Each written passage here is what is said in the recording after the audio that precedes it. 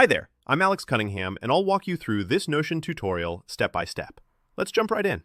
Hey everyone, today I'm going to show you how to quickly set up a shopping list and price tracker in Notion, even if you're a complete beginner.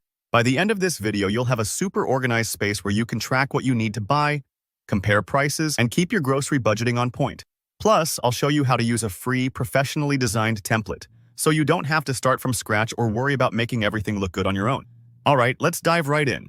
For this tutorial, we're going to make use of a free Notion template specifically created for shopping lists and price tracking.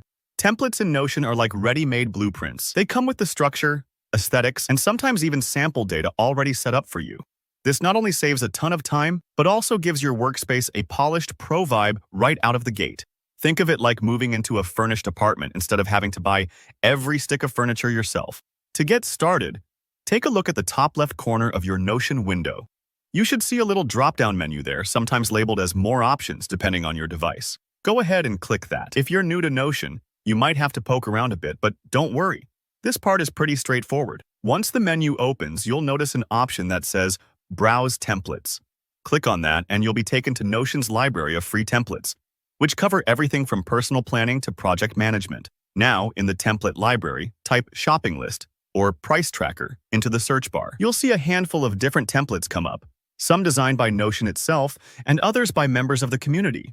Browse through and pick the one that suits your style or needs the best. For this walkthrough, I recommend choosing one with both a list and price columns, so you can track items and their costs all in one clean view. Once you've found one you like, simply click Add or Use this template.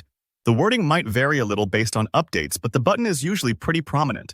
At this point, Notion will quickly set up the template in your workspace. This usually takes just a few seconds. What you'll see now is basically your own personal shopping dashboard, pre-formatted and ready for you to fill in. Here's where the fun begins.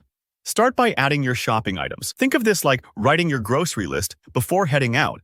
But now, you also have space to input the price of each item, the store, or even pictures if you want to get fancy. If something in the template doesn't quite fit your shopping style, don't sweat it.